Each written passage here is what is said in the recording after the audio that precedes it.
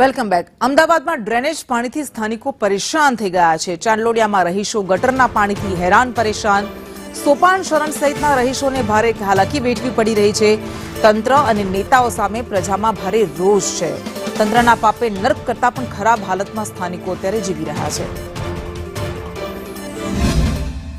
ચાંદોડિયા વિસ્તારમાં ગંદા પાણીના કારણે લોકો ત્રાહિમામ પુકારી ગયા છે। અનેક રજૂઆતો કરવામાં આવી છતાં પણ તેનું નિરાકરણ છે તે ક્યારે આવશે તેને લઈને મોટો સવાલ ઊભો થઈ રહ્યો છે। કારણ કે યદુડી તળાવમાં ગટરનું પાણી વારંવાર છોડવામાં આવે છે। સ્થાનિકો તરફથી અનેક રજૂઆત પણ કરવામાં આવી છે, પરંતુ રોગચાળાની દહેશત વચ્ચે અહીંયા સ્થાનિકો બીમાર પણ પડી રહ્યા છે। સ્થાનિકો આપણી સાથે છે, એમની સાથે પણ વાત કરીને પ્રયત્ન કરીશું જાણવાનો કેવા પ્રકારની હાલાકી અહીંયા પડી રહી છે તમને।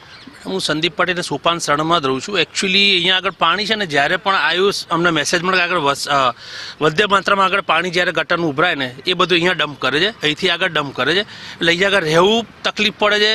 મકાનના અમારા દરવાજા બારી વાળાને ખોલાતા નથી ને લોકો સોસાયટીમાં એટલા બધા બીમાર પડ્યા છે, બરાબર છે, કે કહી ના શકાય આપણે એમ કે છોકરાઓને અત્યારે એક્ઝામના ટાઈમમાં લોકો બીમાર પડે, છોકરાઓ તો એક્ઝામ કઈ રીતે આપશે। અમે ઘણી વખત રજૂઆત કરી પણ આ રસ્તું નિરાકરણ આવતું નથી।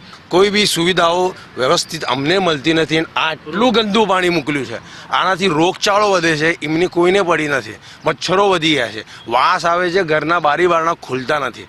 અમે ખોલીએ એટલે વાસ જ થઈ જાય છે। એટલે આનું નિરાકરણ કેટલા દિવસથી આ તકલીફ તમે વેઠી રહ્યા છો? 3 થી 4 દિવસથી આ તકલીફ ચાલુ છે અને એમાં પણ રાત્રે એટલી ગંદી સ્મેલ આવે છે કે અહીં ઊભું નથી રહેવાતું।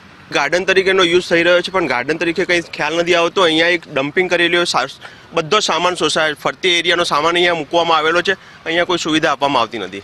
એટલે એક તરફ ગંદકીનું સામ્રાજ્ય, બીજી તરફ ખરાબ રોડ અને રોડ ઉપર લોકો પડી રહ્યા છે, જ્યારે યોગ્ય પ્રાથમિક સુવિધાઓ પણ નથી મળતી તેવું સ્થાનિકો કહી રહ્યા છે। જ્યારે તંત્રના અધિકારીઓને આ પ્રકારે પોતાની રજૂઆત છે તે કરી રહ્યા છે, પરંતુ આ અધિકારીઓ ક્યારે સાંભળશે અને પોતાની સમસ્યાનું આ સ્થાનિકોનું નિરાકરણ ક્યારે આવશે તેને લઈને સવાલ ઊભો થઈ રહ્યો છે। કેમેરામેન મનીષ વાણિયા સાથે દિવ્યા ચૌહાણ, સંદેશ ન્યૂઝ।